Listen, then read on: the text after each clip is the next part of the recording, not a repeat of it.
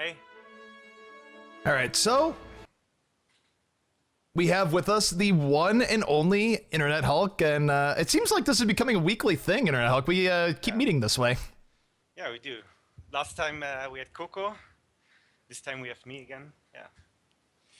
Yep. What's it going to take to get Puppy on here? Apparently, he has committed to you guys, and we won't be seeing him on any other teams. He's now an IDD QD man. And how did that come about? He's our prisoner. We want to release him for a secret weapon. well, I mean, I guess to be fair, like our tournament's winnings kind of goes to show. So I guess we're the best option for him. But we are also, I don't know, he just fits perfectly, I guess, like as a human, as a person. I don't know, as a player, like just works out great for either side, I guess. So yeah. Yeah. So.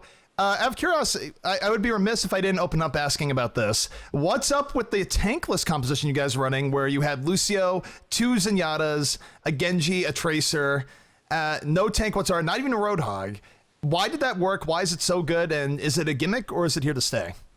Well, the recent changes to Genji made him kind of hard to play it without 200 HP. Like 150 HP even with Zenyatta is kind of like still kind of weak. It can work, but it's just risky. Like I think we've seen today some teams play it, but even had somewhat of success. I think Melty played it without Orb, but I'm not even sure they dropped out of the tournament earlier. I'm not sure if the Genji worked, but yeah, it's just like Tracer with Orb, Genji with Orb, and then having the backline, having Lucio double Zenyatta, whoever jumps in. I mean, we saw like they're trying to counter their own strat, like they're running the same thing just with Roadhog. And then they're like, I guess their approach towards beating it, is like double monkey, double diva, even double speed buff running in. And it's like, it didn't really work out for them because like double Zenyatta with speed buff, just retreating, orbing them, it's just so much killing power. Even Symmetra, if she hits a ball or just holds left click. So it feels really strong right now on attack until teams figure out how to play against it. Like I think every single game we've seen from us playing it, and I think Mix Up, and I think some other teams are running it, have been super fast attacks on those long maps like Gibraltar, Dorado. So it seems to be really strong on those maps. No, we saw that they tried to counter it with their double monkey, as you mentioned, and it did not work out well at all. How would you counter it? Well, I mean, we haven't really played against it a lot since I think this was our first match playing against it, or not? Wait, no. Yeah, it's like we're still discussing about it. We have some ideas, which doesn't really include like 2 monkeys, 2 divas, because my approach would definitely not be 4 tanks, no damage, jump into their backline. That's just plays into the end of Symmetra, and especially not if they have Lucio. If they have Roadhog, it could somewhat work, but even then, it's like it's hard to say. Like I think you need to have a strong backline and kind of like fortify a position, which I can see could work with like something like Symmetra Tiobion. But it depends on the map. Like, I don't think just going into the backline would work. So you need to deal with Tracer and Genji. So you would want something like McCree, Junkrat, something like this, maybe with Symmetra and Tiobion. But we didn't really practice a lot against it. So need to see. Sniper worked out great as well for Gibraltar. Yeah, so that was one thing I noticed, is that you had Pluppy on the Widowmaker there, and it's sort of one of those things where if you're running all these sort of light heroes with no shields, maybe Widowmaker gets a little bit more value because, you know, even with the Symmetra shield, if you get a headshot, that's it, they're gone. Yeah, that's pretty much the idea behind Widow, and he did a good job as well. Like, even though they had a disconnect and we only saw, I don't know, what was it, like 1 minute to 2 minutes or something of their attack, but yeah, she could like deal with them pretty much. I think Soldier was doing, like, the comp we were running was doing fine. Like I think having a sniper, even a Hanzo, could work great. So yeah. Also, per popular request, and because he wanted to get in on this as well, we're gonna crash the winners interview with Taimu. So he's gonna walk in, and he had some great moments. I don't know if you noticed what he did on Hollywood, but Taimu was effectively a one-man wrecking crew as he went in, put the team on his back, and killed everyone. We don't even know what was up with that. And speaking of the devil, Taimu is now with us here. Taimu, what's up, man? And great games today. Yes. Oh, hello. So, yeah, they were nice games. I liked them a lot. Big ups for the host.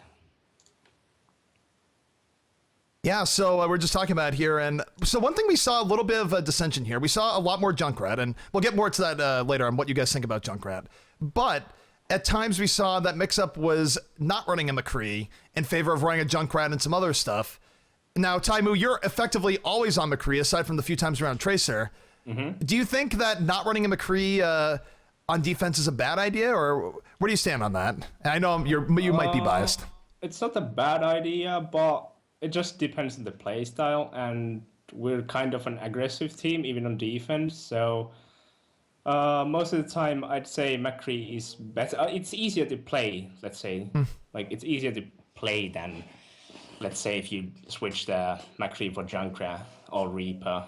Like, you get so much more burst damage from the McCree compared to Reaper, even though Reaper does a lot of damage, but he has to get close, and McCree can still pick off people on top of being a massive tank burster. Makes sense. All right, so I sort of teased it there for a second, and it goes out to both Hulk and Taimu here. What do you guys think about Junkrat? We obviously saw Mix-Up clutching on Junkrat very heavily, and you guys brought him up from time to time, but you seem to think he was a little bit more situational than Mix-Up did. What was the thought process behind that? So, in my point of view, for example, we also had strategy where, for example, I was playing Junkrat, but I don't really play it on public, so I literally not always play. I can make it work on, like, for example, King's Row. Many teams are defending, like, and they're stacking behind the cafe corner. So it's like Junkrat is just really good at the moment, and it's really good to kill shields and just, to spam teams. But if you have a player like Pluppy, I think Seagull was doing fine too, but I literally think like Pluppy is by far the best Junkrat right now. And if you have some player like this who can, I don't know, he makes it work really good on, like, in most places. And Junkrat, I don't know, it feels just like it's just super strong right now. Like the meta before the last patch even, and with the new Riptide as well, like, it's crazy good. And before the last patch, there were many teams running like Reaper, McCree combos in defense. Right now, you could just switch out the Reaper for Junkrat, and there would be like no questions asked in some situations. It's just really strong right now. Speaking of the patch, you seem to be still on the Winston, one of the few people brave enough to still run the new nerfed Winston. Do you think they hit him a little too hard with the nerf, or is he still viable, just kind of in a different role now? He's still viable, almost in the same role. It's just sometimes hard. Like, I mean, there were plenty of scrims where you could still run it against like teams that pick up Reaper, McCree, and Roadhog, and they just wait for you to jump in, but you still make it happen, right? So it's still healthy. I think the bubble cooldown is just a bit too hard. Shield on 600, I think, I'm not sure. I guess it could be fine. I mean, me personally, I would hope that it gets a bit higher again, but the shield cooldown is pretty high.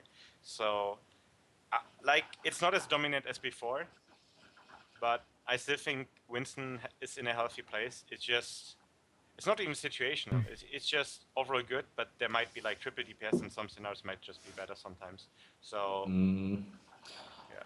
I think Winston, like, he didn't need the cooldown nerf. He only needed the nerf from the like shield nerf. He didn't need anything else. But I think he's still okay, but unless people stop running triple DPS, I can't see Winston dropping down out of the meta. So do you think then that the nerfs to Winston were a pretty even-handed nerf where it hit him but didn't hit him so hard that you're not going to see it, or it hit him but you'll still see him in comp play? So wouldn't that be the definition of sort of a pretty good nerf to him overall? Well, it is a good nerf, but I literally think that Winston shouldn't have gotten both of the nerfs, because now, like, when people actually learn how to deal with Winston better, and they have actually, so he's much, like, I can't even remember the word. He's weaker, yeah, he's weaker. What do you guys consider your best map right now? I mean, I think you're really strong on Hollywood. Mix-Up, it was a good team on Hollywood, and you guys played well against them there. Or is there something that it's a map that you're good on that maybe we just haven't even noticed? what would I? It's hard to say. I guess like Dorado, Numbani. Dorado is by far our best map.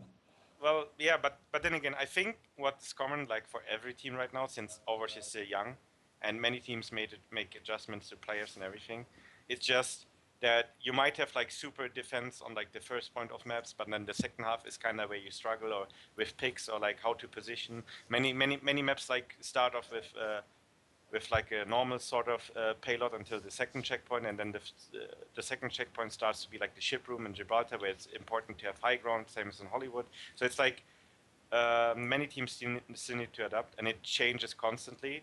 I think we've seen being from super dominant on King's Row, having some troubles on attack, being good on attack again and stuff. So it's like it changes, but right now I would say Nambani and Dorado maybe by far, and then. But we're pretty decent on all maps, I'd say. So. Yeah, so Hollywood's your third best map, and you're crushing teams on it. Congrats. So we don't want to keep you guys too long here tonight. I guess one quick question here is that so we've talked a bit about balance in these interviews before, and there's a point where I think it was Hulk that said Genji was too strong. Where do you guys think balance is now? Is balance at a good place? Does anything need to be tweaked? If anyone at Blizzard here is listening and you have their ear, what would you tell them that you want changed, if anything? I think they shouldn't have nerfed the HP. That's not the problem. That's just lazy balancing, in my opinion. They should have nerfed or given Shuriken some damage drop-off or something like that, and nerfed the deflect in some way. But just nerfing the HP, I think that's not a good way to nerf either one. It's basically just spam fest right now. Who gets a lucky pick gets to push on the other team and wins 30 seconds basically. Okay. I'm not sure about the 150 HP on Lucia as well. It just makes it like right now. It just makes it like we all seen those Pharah Mercy one shots on the supports. It's just ugly kinda. So even though Pharah is not like uncounterable, it's pretty easy to counter. But yeah. I also want to add that it basically makes defense have to run Symmetra in almost all maps, because it's like nerfing Lucius and Genji's HP is basically an indirect buff for Widowmaker, and there's no way you can one-shot people with a body shot. That makes no sense. So you're basically forced to use Symmetra, and that's I don't know, forced to use a pick to actually be competitive. That makes no sense either. Yep. All right, so any final shout-outs, any words you guys want to get out there as we wrap this up? Anything you want to cover that hasn't been covered? The floor is yours, guys. You wanna go, Taimu? No, you can. Well, I guess shout out to you guys for casting, for everyone in Twitch chat who was like supporting us, to all my teammates, and for everyone who was like donating and actually supports the cup, supports the esports, Overwatch, and like all the winners. And I think also shout out to Mixup.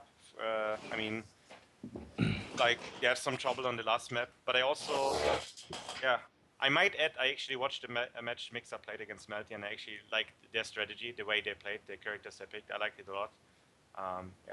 That's just all from my side, I guess. And for me, thanks a lot to my amazing teammates. Thanks a lot for casting these.